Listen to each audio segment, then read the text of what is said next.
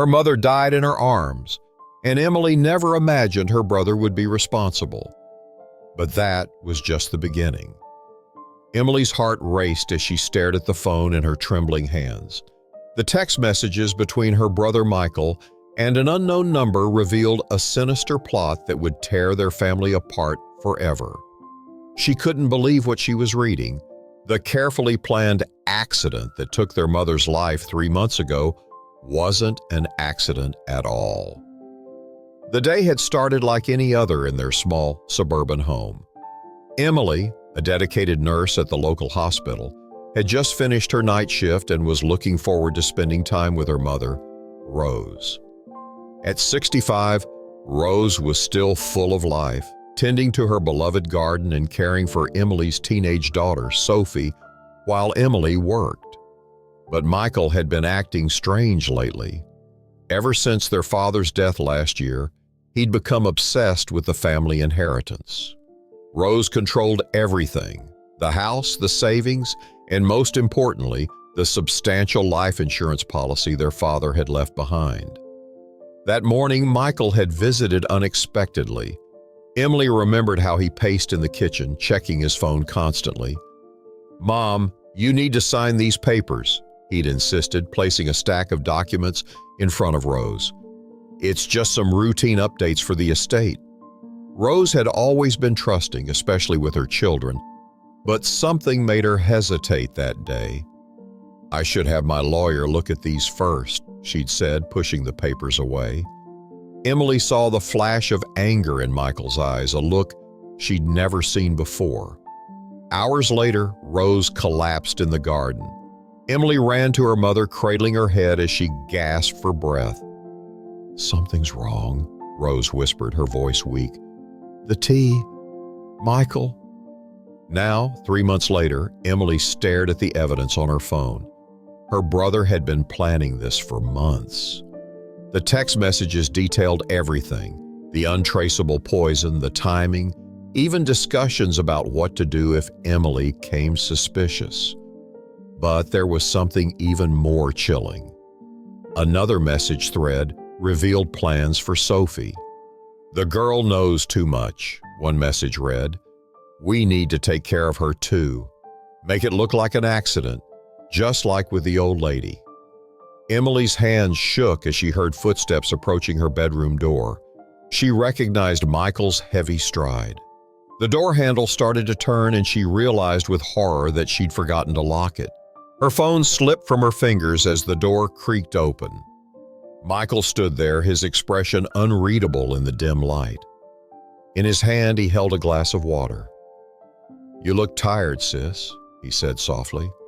"I brought you something to help you sleep." Emily's heart pounded as she stared at the glass in Michael's hand. Time seemed to slow down as memories flooded her mind. All the times he'd brought their mother tea, insisted on preparing her meals, always so caring, so attentive. Now she understood why. "I'm not thirsty," she managed to say, her voice surprisingly steady despite the fear coursing through her veins. Michael's smile didn't waver, but something dark flickered in his eyes. "You look stressed, Emily. You haven't been sleeping well since Mom died." He took a step closer, the floorboard creaking beneath his feet. "We all need to take care of ourselves, don't we?" Emily's phone lay face down on the carpet where she'd dropped it. One wrong move and Michael would know she'd discovered everything. She could see his eyes darting between her face and the phone, calculating. "Sophie needs me to pick her up from volleyball practice," Emily said, trying to sound casual as she reached for her purse. "I should get going." Michael's hand shot out, gripping her wrist with surprising strength. "Sophie's fine. I already called the school and told them I'd pick her up later." His smile widened. "We're family after all. We need to look out for each other." Emily's blood ran cold. Sophie. Her beautiful, innocent 16-year-old daughter was waiting at school, completely unaware of the danger. The text messages flashed through her mind again. "Make it look like an accident, just like with the old lady." "Let go of me, Michael," Emily demanded, trying to pull away. but his grip only tightened. "You know, I've been watching you these past few weeks," he said, his voice taking on an edge she'd never heard before. "Always going through Mom's things, asking questions about her last day. It's not healthy to obsess like this, sis." Emily's mind raced. She needed to get to Sophie, but first she had to survive this moment. The glass of water trembled slightly in Michael's other hand as he raised it to her lips. "Drink," he commanded softly. "It'll help you relax, help you forget all these suspicious thoughts you've been having." In that moment, Emily saw her brother clearly for the first time. The kind, protective older brother she'd grown up with was gone, replaced by something cold and calculating. Money had corrupted him, turned him into a monster willing to kill his own mother, and now planning to eliminate his sister and niece. "You killed her," Emily whispered, tears streaming down her face. "Your own mother, Michael. How could you?" Michael's face hardened. "She was holding us back. All that money, just sitting there while we struggled.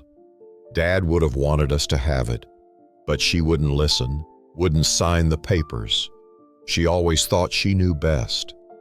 He pressed the glass against her lips more firmly. "I didn't want it to come to this, Emily, but you've always been too curious for your own good, just like Mom." Emily's thoughts raced to the family dinner last week, how Michael had insisted on cooking, how Sophie had complained of feeling dizzy afterward. Had he been testing his poison, calculating doses? The realization made her sick. "What about Sophie?" she asked, her voice breaking. "She's your niece, Michael. She loves you." A shadow crossed his face. "Sophie will be fine. A tragic accident, a young girl driving too fast on a rainy night. These things happen all the time." He spoke with such casual cruelty that Emily barely recognized him. The glass pressed against her lips again, cold and threatening. Emily knew she had seconds to act. Her free hand found the heavy photo frame on her bedside table, the one with the last family photo they'd taken together before everything went wrong. "I'm sorry, Michael," she whispered, meeting his eyes, "but I won't let you hurt my daughter." The frame swung through the air, connecting with Michael's temple with a sickening crack. He stumbled backward, the glass falling from his hand and shattering on the hardwood floor. Water splashed across their feet as Michael slumped against the wall, blood trickling down his face. Emily didn't wait to see if he was conscious. She grabbed her phone and ran, her heart threatening to burst from her chest. She had to get to Sophie before Michael recovered. But as she reached the bottom of the stairs, she heard his voice filled with cold fury. "You can't protect her forever, Emily," Michael shouted from above. "I've already taken care of everything. No one will believe you." The front door seemed miles away as Emily ran, her brother's words echoing in her ears. What did he mean? He'd taken care of everything. How deep did this conspiracy go? She fumbled with her car keys, her hands shaking so badly she could barely grip them. As she finally managed to start her car, her phone buzzed with a text message. "Unknown number. Your daughter's already gone. You're too late." Emily's tires screeched as she sped toward the high school, her hands gripping the steering wheel so tightly her knuckles turned white. The text message haunted her. "Your daughter's already gone." No, she refused to believe it. Sophie had to be safe. Rain began to fall, dark clouds matching Emily's growing dread. As she approached the school parking lot, her headlights caught something that made her stomach drop. Sophie's volleyball bag, abandoned near the gym entrance. "Please, please, please," Emily whispered, jumping out of her car into the rain. She grabbed the bag, recognizing the butterfly keychain she'd given Sophie for her 16th birthday. Inside, Sophie's phone lay silent, its screen cracked. A security guard approached, flashlight beam cutting through the darkness. "Ma'am, the school's closed for the evening." Emily spun around, clutching Sophie's bag. "My daughter, Sophie Bennett, where is she? She had volleyball practice." The guard's expression changed, concern crossing his features. Practice was canceled. A man came by earlier, said he was her uncle, had all the proper ID and authorization, said there was a family emergency. Emily's world tilted on its axis. Michael had planned everything. He'd used their mother's death to gain access to school records, probably added himself as an emergency contact. How long had he been setting this up? Her phone buzzed again. Another unknown number. "Remember the lake house, where we used to spend summers? Sophie would love to see it one last time." The lake house. Their father's old property, isolated and abandoned since his death. Michael had been pushing to sell it, but their mother had refused, wanting to keep it in the family. Now Emily understood why he'd been so interested in it. The perfect place to make someone disappear. As she raced toward the lake house, memories flooded back. Summer afternoons, swimming, family barbecues, her father teaching them to fish. How had it all gone so wrong? The same place that held such joy was now a potential crime scene. Her phone rang. Detective Sarah Martinez, who'd investigated their mother's death. Emily had gone to her weeks ago with suspicions, but there hadn't been enough evidence. She answered on speaker. "Emily, we found something," Martinez said urgently. "The insurance policy. It was changed 2 days before your mother died. Michael's not just the beneficiary. He's also the trustee for Sophie's portion. If anything happens to you both..." "He gets everything," Emily finished, her voice hollow. "Detective, he has Sophie, the lake house. I'm heading there now." "Emily, wait for backup. We're 20 minutes out. He's not working alone. We found connections to a local drug ring. They've been using the lake house." The call cut off as Emily entered the remote area. No signal. She was on her own. The old gravel road to the lake house stretched before her, trees casting strange shadows in her headlights. Through the rain, she could see a faint light in the house's window. Someone was there. As she parked behind Michael's car, movement caught her eye. A figure in black slipped around the side of the house. Not Michael. Someone else. He really wasn't working alone. Emily's nurse training kicked in. She knew what she had to do. In her trunk was her emergency medical kit. Inside, hidden beneath bandages and antiseptic, was a syringe of sedative, something she'd started carrying after their mother's death when she first suspected Michael. Thunder rolled across the lake as Emily crept toward the house. Through a window she could see Sophie tied to a chair, tears streaming down her face. Michael paced in front of her, talking on the phone. "It'll be done in an hour," he was saying. "The sister too, once she shows up. Then we can move the whole operation here permanently. No more nosy family members asking questions." Emily's hand tightened around the syringe. She'd spent her life saving people, living by the oath to do no harm. But as she watched her brother threaten her daughter, she realized some promises were made to be broken. A floorboard creaked behind her. Before she could turn, something hard struck the back of her head. As consciousness faded, she heard a familiar voice, one that made her blood run cold. "I told you she'd come, Michael. Sisters are so predictable." It was Karen, Michael's wife, the same Karen who'd comforted Emily at their mother's funeral, who'd helped organize Sophie's sweet 16 party just months ago. The betrayal went deeper than she'd imagined.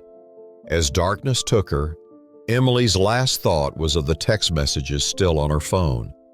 The evidence that could save them both, if only she could stay alive long enough to use it. Emily's head throbbed as consciousness returned. The first thing she noticed was the cold. She was lying on the lake house's wooden floor, her hands tied behind her back. Sophie's muffled sobs came from somewhere nearby. "Mom?" Sophie's voice trembled. "Mom, please wake up." Emily forced her eyes open.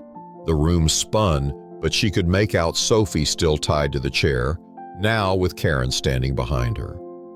Michael was by the window, phone in hand, his temple bandaged where she'd struck him earlier. "Look who's finally awake," Karen said, running her fingers through Sophie's hair in a mockery of affection.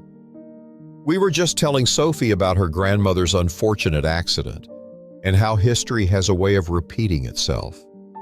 Emily struggled against her bonds. "Karen, why? We're family." Karen's laugh was cold. "Family? Is that what you call it when your mother-in-law threatens to expose your drug operation?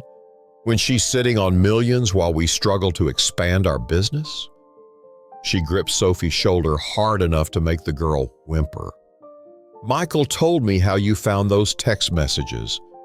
Always the perfect daughter, perfect sister, perfect mother. So righteous." "The police know everything," Emily said, trying to keep her voice steady. "Detective Martinez."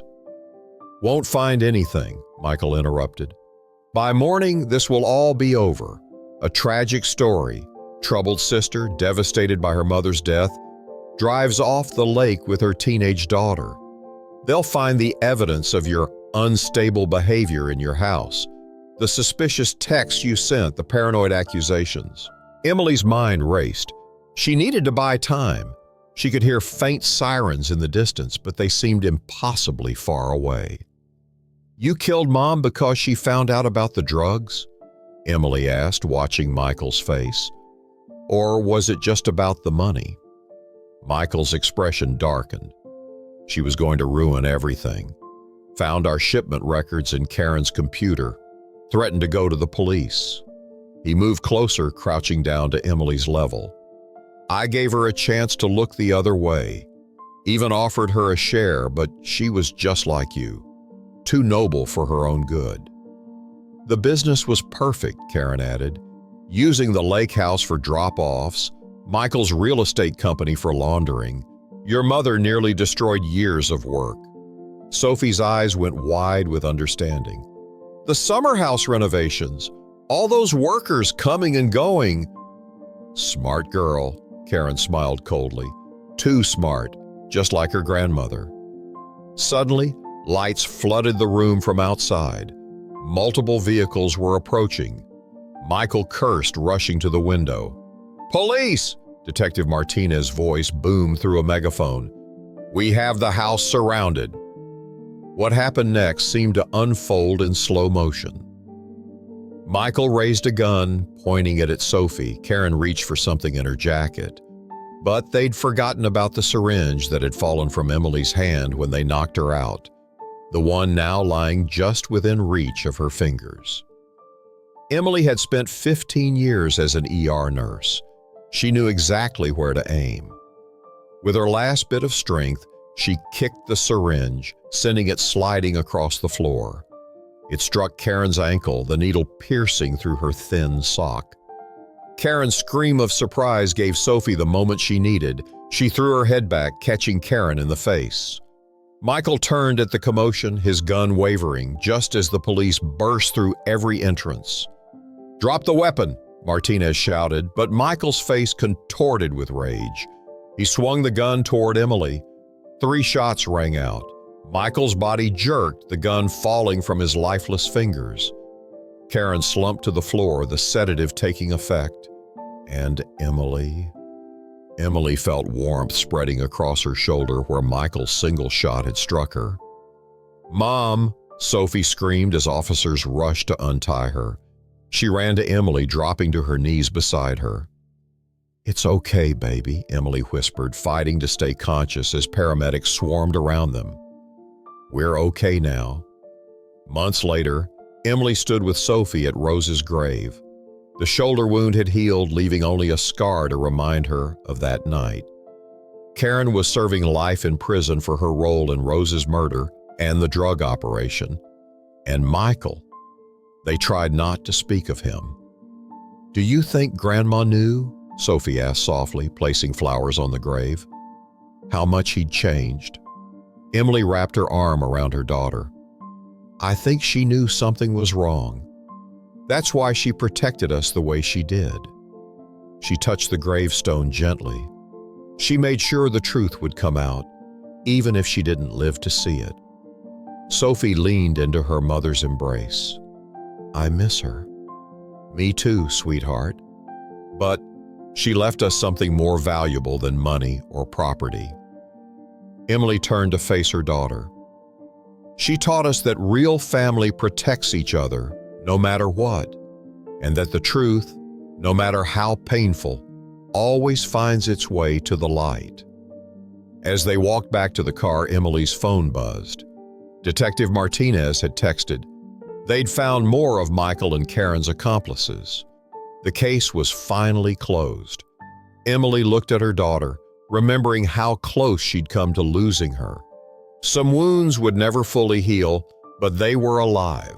They had each other.